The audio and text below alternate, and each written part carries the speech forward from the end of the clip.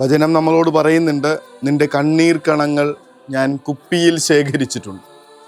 ഈശോയുടെ ഓർമ്മപ്പെടുത്തലാണ്, നിന്റെ കണ്ണീർ കണങ്ങൾ ഞാൻ കുപ്പിയിൽ ശേഖരിച്ചിട്ടുണ്ട്.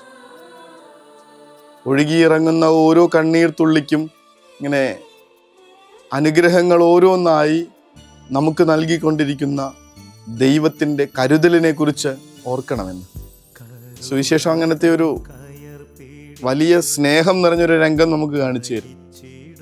ഏകമകൻ മരിച്ചുപോയ വിധവയായ സ്ത്രീ ആ ശവമഞ്ചത്തിന് പിന്നാലെ കരച്ചിലുമായിട്ട് മുന്നോട്ട് പോകുമ്പോൾ കർത്താവിൻ്റെ അടുത്ത് അവരാരും വന്ന് ചോദിക്കുന്നില്ല. അവൻ അവിടെ ചെന്ന ആ ശവമഞ്ചത്തിന്മേൽ തൊട്ടവിടെ നിർത്തി ആ മകനെ ജീവനിലേക്ക് തിരികെ ഉയർപ്പിച്ച് അമ്മയ്ക്ക് കൊടുത്തു വിടുന്നുണ്ട്. കർത്താവ് എത്രമാത്രം നമ്മുടെ കണ്ണീരിനെ ഗൗരവത്തോടുകൂടി എടുക്കുന്നു എന്നൊന്ന് ആലോചിച്ച് നോക്കണേ. നിങ്ങൾ ആരും ചോദിക്കാൻ വരണില്ല കർത്താവെ രക്ഷിക്കണമെന്നൊന്നും. പക്ഷേ അമ്മയുടെ കണ്ണീര് കാണുമ്പോൾ ആ കണ്ണീരിനെ ഗൗരവത്തോടെ എടുക്കുന്ന നമ്മുടെ കർത്താവ് അവിടെ ചെന്ന് ശവമഞ്ചത്തിന്മേൽ തൊട്ട് മനുഷ്യർക്ക് കാണാവുന്നതിൽ വെച്ച് ഏറ്റവും വലിയ അത്ഭുതമാണ് പ്രവർത്തിക്കുന്നത്. മരിച്ചുപോയൊരുവനെ കൈക്ക് പിടിച്ച് തിരിച്ചെഴുന്നേൽപ്പിച്ച് അമ്മയ്ക്ക് കൊടുത്തു വിടുന്നുണ്ട്. നമ്മൾ ഇന്നലെ അമ്മമാരെ കുറിച്ച് ധ്യാനിച്ചതാണല്ലോ പ്രത്യേകമായിട്ട്. അമ്മമാരുടെ കണ്ണീരിന് തീർച്ചയായിട്ടും, അമ്മമാരുടെ പ്രാർത്ഥനകൾക്ക്, മക്കൾക്ക് വേണ്ടിയിട്ടുള്ള അപേക്ഷകൾക്ക് തീർച്ചയായിട്ടും കർത്താവ് ഉത്തരം കൊടുത്തിരിക്കുമെന്ന് കുറച്ച് നാൾ മുൻപ് നമ്മൾ മറ്റൊരു വചനത്തിൽ ധ്യാനിക്കുകയും ചെയ്തത്. ശബദിപുത്രന്മാരുടെ അമ്മ വന്നിട്ട് എൻ്റെ മക്കളിൽ ഒരാൾ ഇടതുവശത്തും മറ്റൊരാൾ വലതുവശത്തിരിക്കണമെന്നൊക്കെ പറയുമ്പോൾ ഈശോ അമ്മയോട് ഉത്തരം പറയുന്നില്ല.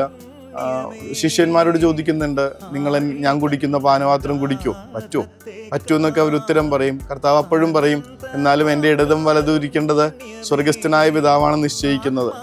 പക്ഷെ അവരുടെ മരണം അനുസരിച്ച് സാധാരണ വിരുന്നിനിരിക്കുന്നത് ഒരാൾ വന്ന് ഇടതുവശത്തിരിക്കുന്നു, പിന്നീട് ഓരോരുത്തരായി വന്ന് അവസാനത്തെ ആൾ വലതുവശത്തിരിക്കുന്നു.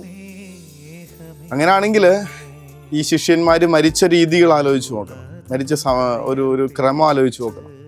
മരിച്ചവർ ഓരോന്നും കർത്താവിനോട് കൂടെ സ്വർഗരാജ്യത്തിൽ വിരുന്നിനിരിക്കാൻ പോകുന്നുവെന്ന് ആലോചിച്ച് നോക്കണം.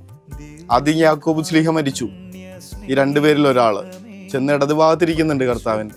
പിന്നീട് ഓരോരുത്തരായിട്ട് ശിഷ്യന്മാർ ഓരോരുത്തരായിട്ട് മരിച്ച് അവസാനം മരിക്കുന്നത് യോഹന്നാൻ ശ്ലീഹയാണ്, വലതുവശത്തിരിക്കുന്നുണ്ട്.